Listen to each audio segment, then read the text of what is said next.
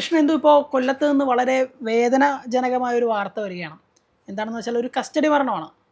പോലീസിൻ്റെ അല്ലെങ്കിൽ പൊതുജനങ്ങളുടെ സ്വത്തും ജീവനും പാലിക്കേണ്ടവർ, സംരക്ഷിക്കേണ്ടവർ തന്നെ അവരെ ഇല്ലായ്മ ചെയ്യുന്നു, അല്ലെങ്കിൽ കസ്റ്റഡി മരണത്തിന് ഇരയാക്കുന്നു എന്നുള്ളത് വളരെയധികം വേദനിപ്പിക്കുന്ന ഒരു കാര്യമാണ്. നമ്മളിപ്പോൾ നോക്കുകയാണെങ്കിൽ രാജൻ മരണക്കേസ് വരെ നമ്മൾ അവിടെ നിന്ന് തുടങ്ങും. ഇന്നിപ്പോൾ സിയാദ് വരെ എത്തിയിരിക്കുകയാണ്. കൊല്ലം കുണ്ടറയിൽ സിയാദ് എന്ന് പറയുന്ന ഒരു ആളെ പ്രധാനമായിട്ടും പോലീസ് മർദ്ദനത്തിന് ഇരയാക്കി അവർക്ക് ആശുപത്രിയിലെത്തി ഇപ്പോൾ മരണത്തിന് ഇടയായിട്ടുണ്ട്.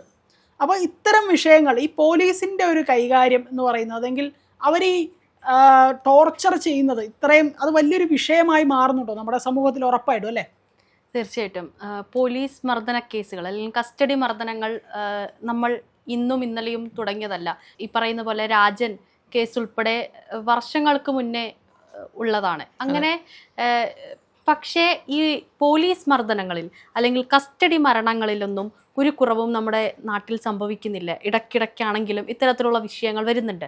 അതിൽ പ്രധാനമായിട്ടും നമ്മുടെ പോലീസ് സംവിധാനങ്ങൾ വളരെ മാറ്റം വന്നിട്ടുള്ളൊരു പാതയിലൂടെയാണ് മുന്നോട്ട് പോയിക്കൊണ്ടിരിക്കുന്നത്. പണ്ടൊക്കെ നമ്മൾ വളരെ ഭയത്തോടെ കണ്ടിരുന്ന പോലീസുകാരെ ഇന്ന് വളരെ ബഹുമാനത്തോടെ കണ്ടു നിൽക്കുന്ന ഒരു സ്ഥിതിയിലേക്കും പോലീസ് സംവിധാനം മാറിയിട്ടുണ്ട്. നമ്മുടെ ജനങ്ങളുടെ ദിനം പ്രതി കാര്യങ്ങളിൽ ഇടപെടുന്ന, അല്ലെങ്കിൽ നമുക്ക് തുറന്നു പറയാൻ പറ്റുന്ന ഒരിടമായിട്ടൊക്കെ പല പോലീസ് സ്റ്റേഷനുകളും, ജനമൈത്രി പോലീസ് സ്റ്റേഷൻ ഉൾപ്പെടെ മാറിയിട്ടുണ്ട്. ഇപ്പോൾ ചില കുട്ടികൾ ഉൾപ്പെടെ രാത്രി പോലീസ് മാമനെ വിളിക്കുന്ന ഒരു ഫോൺ സംഭാഷണങ്ങളൊക്കെ നമ്മൾ കേട്ടിട്ടുണ്ട്. അങ്ങനെ പോലീസ് മാമ എന്നൊക്കെ അഭിസംബോധന ചെയ്ത് നമ്മുടെ സുരക്ഷ മാത്രമല്ല, നമുക്ക് തുറന്നു പറയാൻ പറ്റുന്ന ഒരാൾ കൂടെ എന്നുള്ള രീതിയിലേക്ക് പോലീസുകാർ ചിലയിടത്തെങ്കിലും മാറിയിട്ടുണ്ട്. ഈ ഒരു സമയത്താണ് ഈ കസ്റ്റഡി മരണങ്ങൾ നമ്മൾ ചർച്ച ചെയ്യുന്നത്. ഇപ്പോൾ സിയാദിൻ്റെ വിഷയം എടുത്ത് പരിശോധിച്ചാൽ കൊല്ലത്താണ് സംഭവം നടക്കുന്നത്, കുണ്ടറയിലാണ്. ഈ പറയുന്ന പോലീസുകാരൻ, അയാൾക്ക് ഒരു പരാതി കിട്ടുന്നു. അതിൻ്റെ അടിസ്ഥാനത്തിൽ സിയാദിനെ രാത്രിയല്ലേ സംഭവം നടക്കുന്നത്, രാത്രിയാണ് കൊണ്ടുപോകുന്നത്, കസ്റ്റഡിയിലെടുക്കുന്നത്. അപ്പോൾ അവിടുത്തെ സിയാദിൻ്റെ മകൾ ഉൾപ്പെടെ പറയുന്നുണ്ട്, സാറേ ഇപ്പോൾ മരുന്ന് കഴിച്ചിട്ട് കിടക്കുവാണ് എന്നൊക്കെ നിരന്തരം പറഞ്ഞിട്ടും അവരൊന്നും അതിനെ വകവച്ചില്ല. പോലീസ് ജീപ്പിലും ഒക്കെ തന്നെയും മർദ്ദനം ഏറ്റിട്ടുണ്ട് സിയാദിന്. നട്ടലിനാണ് നല്ല പരിക്കേറ്റിട്ടുണ്ട്. വലിയ രീതിയിലുള്ള മർദ്ദനം തന്നെ സിയാദിന് നേരിട്ടിട്ടുണ്ട്. ഇതിൽ ആശുപത്രിയിൽ ചികിത്സയിലായിരുന്നു. അങ്ങനെയാണ് സിയാദിന് മരണം, ഇപ്പോൾ അവസാനം മരണത്തിലേക്ക് എത്തുന്നത്. ഇതിൽ നമ്മൾ ഏറ്റവും വൈകാരികമാക്കുന്നത് ഇതിലെ സിയാദിൻ്റെ കുടുംബവുമായി ബന്ധപ്പെട്ട് നടത്തിയ ശ്രീജിത്ത് പോലീസ് ഉദ്യോഗസ്ഥനാണ്. ആളുമായി നടത്തിയ സംഭാഷണം ഇപ്പോൾ പുറത്തു വന്നിട്ടുണ്ട്. കുടുംബം വളരെ വൈകാരികമായിട്ടാണ് പ്രതികരിക്കുന്നത്. ശരിയാണ്, ഒരു കുടുംബത്തെ അത്താണി നഷ്ടപ്പെടുന്നു എന്ന് പറയാം. അപ്പോൾ ഇതിൽ പങ്കില്ല എന്ന് പറഞ്ഞിട്ട് പോലും, അല്ലെങ്കിൽ ഒരു രോഗിയാണ്, മരുന്നിപ്പോൾ കഴിച്ച് കിടക്കുന്നതേ ഉള്ളൂ എന്ന് പറഞ്ഞിട്ട് പോലും യാതൊരു ദയയും ദാക്ഷിണ്യവും ഇല്ലാതെ പോലീസ് അവിടെ പെരുമാറി എന്ന് വേണമെങ്കിൽ നമുക്കതിനെ പറഞ്ഞു വെക്കാനായിട്ട് സാധിക്കും. അപ്പോൾ അത്രയും ക്രൂരമായിട്ടുള്ള മർദ്ദനം ഏറ്റിട്ടുള്ളത് കൊണ്ട് മാത്രമാണ് സിയാദിന് മരണം സംഭവിച്ചിട്ടുള്ളത്. ഉറപ്പായിട്ടും ഇതെങ്ങനെയാണ് നമുക്ക് കേരളം കണ്ടൊരു ക്രൂരതയല്ലേ ഇത്? അത് ഇവിടെ രാത്രിയിലാണ് വിളിച്ചുകൊണ്ട് പോകുന്നത്. രാത്രിയിൽ തെളിവെടുപ്പിനായിട്ട് വിളിച്ചുകൊണ്ട് പോവുകയാണ്. അപ്പോൾ ഈ കുടുംബത്തിൻ്റേതായ എല്ലാ അവിടെ റിക്വസ്റ്റ് ചെയ്തിട്ടും അത്രയും താഴ്ന്ന് അപേക്ഷിച്ചിട്ടും അതൊന്നും വകവയ്ക്കാതെ കേരള പോലീസ് അവരെ, എനിക്ക് ആ പോലീസ് ഗുണ്ടകളെന്ന് വിളിക്കാനാണ് എനിക്ക് കുറച്ചും കൂടെ താല്പര്യം. പോലീസ് സേനകളല്ല, പോലീസ് ഗുണ്ടകൾ. ഈ പോലീസ് ഗുണ്ടകളല്ല അവരെ വിളിച്ചുകൊണ്ട് പോകുന്ന വഴി മർദ്ദിക്കുകയാണ് അല്ലേ? തേർഡ് ഡിഗ്രി ടോർച്ചറാണെന്ന് കൊടുക്കുന്നത് കുറച്ചും കൂടെ അല്ലേ?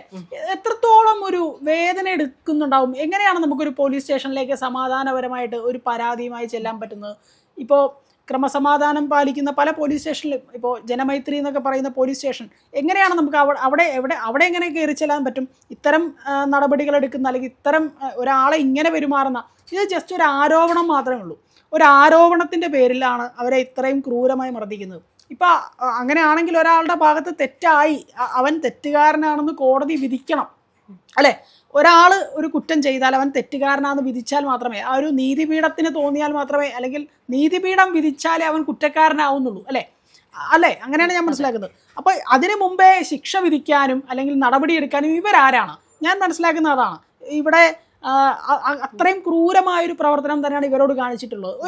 ഒരാളുടെ ഒരു സ്ത്രീയുടെ പരാതിയുടെ പുറമെ അത് പിന്നെ ആ കേസുമായി ബന്ധപ്പെട്ട്, ഒരു മിസ്സിംഗ് കേസുമായി ബന്ധപ്പെട്ട് സിയാദിന് ഒരു ബന്ധവുമില്ല എന്ന് നമ്മൾ മനസ്സിലാക്കുന്നുണ്ട്. അപ്പോൾ വ്യാജ പരാതി എന്നല്ല, ആ കേസുമായി ഒരു ബന്ധവുമില്ലാത്ത ഒരാളെ എന്താ വിളിക്കുമ്പോൾ അല്ലെങ്കിൽ എന്താ കസ്റ്റഡിയിൽ എടുക്കുമ്പോൾ ഇപ്പോൾ അവരോട് കാണിക്കേണ്ട ഒരു മര്യാദ ഉണ്ടല്ലോ. ഇപ്പോൾ കഴിഞ്ഞ ദിവസം തന്നെ രമേശ് ചെന്നിത്തല പറയുന്നുണ്ടായിരുന്നു, പോലീസുകാർ എല്ലാവരോടും നമസ്കാരം പറഞ്ഞിട്ട് തുടങ്ങണം എന്നൊക്കെ ഒരു കാര്യം പറയുന്നുണ്ടായിരുന്നു. സ്റ്റേഷനിൽ വരുന്നവരോടൊക്കെ നമസ്കാരം പറഞ്ഞിട്ട് തുടങ്ങണം എന്ന് പറയുന്നുണ്ടായിരുന്നു. ഇതാണോ നമസ്കാരം? ഞാൻ ചോദിക്കുന്നത്, ഇതാണോ ഇവരോട് കാണിക്കുന്ന നമസ്കാരം എന്നൊക്കെ പറയുന്നത്? അപ്പോൾ കൃത്യമായൊരു നടപടി എന്തായാലും വേണം. ഈ പോലീസ് ഇപ്പോൾ എല്ലാ കാലത്തും ഉണ്ട്. നമ്മൾ ഈ ഒരു സർക്കാരിൻ്റെ മാത്രം പ്രശ്നമല്ല, ഏതൊരു കാലത്ത് നമ്മൾ നോക്കുകയാണെങ്കിൽ ഇപ്പോൾ ഇതിലിപ്പോൾ പരിശോധിക്കുക പി രാജൻ കേസ് ഉൾപ്പെടെ അല്ലേ 1976 അടിയന്തരാവസ്ഥ സമയത്താണ്. അതിനുശേഷം ഉദയകുമാർ കേസ് നമ്മുടെ സംസ്ഥാനം നടന്നിട്ടുണ്ട്. 2005 മോഷണ കുറ്റാണ് ആരോപിച്ചിട്ടുണ്ടായിരുന്നത്. പിന്നെ ശ്രീജിത്ത് കേസ് നടക്കുന്നുണ്ട്. അങ്ങനെ അവസാനം സിയാദിലേക്ക് 2026 എത്തിയപ്പോൾ സിയാദിലേക്കും കൂടെ ഒരു കസ്റ്റഡി മരണവും കൂടെ എത്തിയിരിക്കുക. അപ്പോൾ നമ്മൾ ഈ ചർച്ച ചെയ്യുന്നത് അധികാരം അവർക്ക് ഇവിടുന്ന് കിട്ടുന്നു. ഒരു ജീവൻ എടുക്കാനുള്ള അധികാരം ഒരു മനുഷ്യനുമില്ല അല്ലേ? മനുഷ്യനെ അവസാനിപ്പിക്കാനുള്ള, മനുഷ്യന്റെ ജീവൻ എടുക്കാനുള്ള ഒരു അധികാരം ഒരു മനുഷ്യനുമില്ല. അങ്ങനെ ഇരിക്കെ അത് പോലീസുകാരെന്തിനു ചെയ്യുന്നു എന്നുള്ളതാണ്. ഉറപ്പായിട്ടും ഇത് എങ്ങനെയാണ് നമുക്ക് ഈ ഇവർക്ക് കൊടുക്കുന്ന ഈ പോലീസ് എന്ന ഒരു പദവി അത് വളരെ ദുരുപയോഗം ചെയ്യപ്പെടുന്നു. അല്ലെങ്കിൽ ഒരു മനുഷ്യനോട് പെരുമാറുന്ന പോലെയല്ല. ഇപ്പോൾ ശരിയാണ്, അവരത്രയും കഷ്ടപ്പെട്ടും അത്രയും നേടിയൊരു തൊഴിൽ തന്നെയാണ്. അതിൻ്റേതായ കൃത്യനിഷ്ഠകളും മറ്റു കാര്യങ്ങളും ഉണ്ടെങ്കിലും ഒരാളുടെ ജീവൻ എടുക്കാനും ഒരാളെ മർദ്ദിക്കാനും എങ്ങനെയാണ് ഈ പോലീസ് ഒരു നരനായാട്ട് നടത്തുന്നത്? എങ്ങനെയാണ് ഒരു ഗുണ്ടാത്തലത്തിലേക്ക് ഈ പോലീസ് ഇത്രയും താഴ്ന്ന അധംപതിക്കുന്നത് എങ്ങോട്ടാണെന്നാണ് ഞാൻ മനസ്സിലാക്കുന്നത്. ഒരു കുടുംബത്തിന്, ആ കുടുംബത്തിൻ്റെ അത്താണിയല്ലേ നഷ്ടപ്പെട്ടത്? ആ കുടുംബത്തിന് ആ കുട്ടിക്ക് ഇനി പപ്പ എന്ന് വിളിക്കാൻ ആരുണ്ട്? ആ കുടുംബത്തിനെ സ്നേഹിക്കാൻ, അല്ലെങ്കിൽ ആ ഭാര്യയ്ക്ക്, അദ്ദേഹത്തിൻ്റെ ഭാര്യയ്ക്ക് ഇവിടെ ഒരു കരുതൽ അല്ലെങ്കിൽ ഇതൊക്കെ നൽകാൻ ഇനി ആരുണ്ട്? ഇവിടെയൊക്കെ നമ്മൾ ആലോചിക്കേണ്ട കാര്യം, ഒരാളുടെ ജീവൻ എടുക്കുമ്പോൾ നമ്മൾ അയാളെ മാത്രമല്ല ഇവിടെ കൊല്ലുന്നത്, ആ അയാളുമായി ബന്ധപ്പെട്ടിട്ടുള്ള എല്ലാവരെയും നമ്മൾ അറിഞ്ഞോ അറിയാതെയോ കൊല്ലുകയാണ്. ചിലപ്പോൾ അറിഞ്ഞുകൊണ്ട് തന്നെ ഇവിടെ കൊല്ലുകയാണ്. ഈ പോലീസിൻ്റെ നടപടിയെ നമുക്ക് ഒരിക്കലും ന്യായീകരിക്കാൻ പറ്റില്ല. കൃത്യമായ നടപടി ഇവിടെ രമേശ് ചെന്നിത്തല എടുക്കുമ്പോൾ റവാഡോ ചന്ദ്രശേഖരെ പോലുള്ള സംസ്ഥാന പോലീസ് മേധാവികളാണ് നമുക്കിവിടെ ഉള്ളത്. എല്ലാത്തിനും കൃത്യമായ നടപടിയെടുക്കും. ഇപ്പോൾ അജിത് കുമാറിൻ്റെ കേസൊക്കെ നമ്മളിവിടെ ചർച്ച ചെയ്തൊരു വിഷയമാണ്. എല്ലാത്തിനും കൃത്യമായൊരു നടപടിയെടുക്കും. മനുഷ്യത്വ വിരുദ്ധമായ ഏതൊരു നടപടിയെടുക്കുന്ന ഏതൊരു പോലീസ് ഓഫീസറായാലും അതിന് കൃത്യമായി നീതി കിട്ടുമെന്ന് നമ്മൾ കഴിഞ്ഞ ദിവസം രക്ഷാപ്രവർത്തന കേസുമായി ബന്ധപ്പെട്ട് നമുക്ക് മനസ്സിലാക്കാൻ പറ്റിയിട്ടുണ്ട്.